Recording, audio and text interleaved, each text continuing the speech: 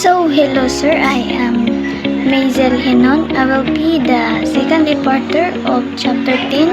So, I'll be the report, the continuation of Chapter 10. So, Cry of Pugadlawin on August 23, 1896, a pivotal event where Bonifacio urged Katipuneros to tear up their cédulas, identify papers symbolizing the rejection of Spanish rule.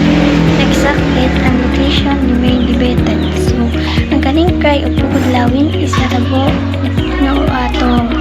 August 23, 1886. So, isa na siya kung kami nagdaan ng pagkitabo din si Andres Bonifacio nag-auhag sa mga Katipunero sa pag-isi sa ilang mga silula o mga papeles sa pagkatawo nila ba.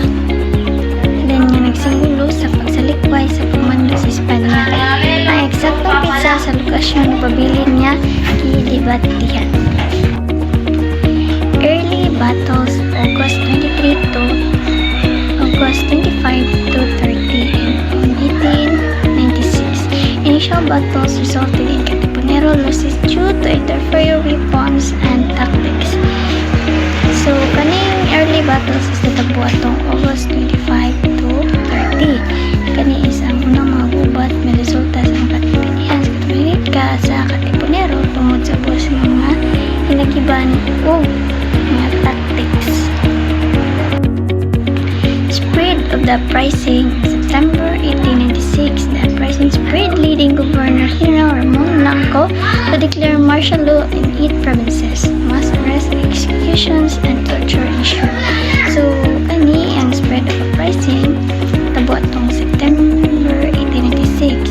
Muna siyang ang namuna ani is si Gobernador General Ramon Blanco. Muna siya ang gadeklara sa martial law sa 8 ka mga probensya. Then, ang mga pag-aresto sa masa, pagpatay o pag-torture nga nahitabo.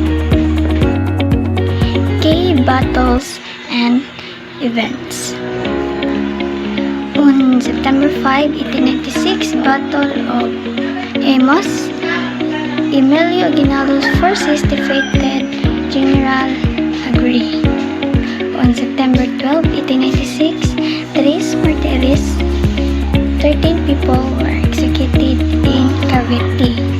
On December 30, 1896, the execution of Rizal was executed at Bagumbayan or Lunita. So the last is Battle of Zapote Bridge on February 17, 1897, a major battle where the Magdiwa forces led by Edalberto Evangelista used dynamite to defend the bridge. Evangelista was killed during the battle. So, ang Battle of Zapote Bridge is tabo atong February 17, 1897. Usa ni siya kadakong gubat din ng pwersa sa Magdiwa. Nagipangulunuhan kinini Edalberto Evangelista gamit og mga dinamita at depensahan ang taytayan. Si Evangelista ipatay atol ni siya sa gubat or Battle of Zapote Bridge.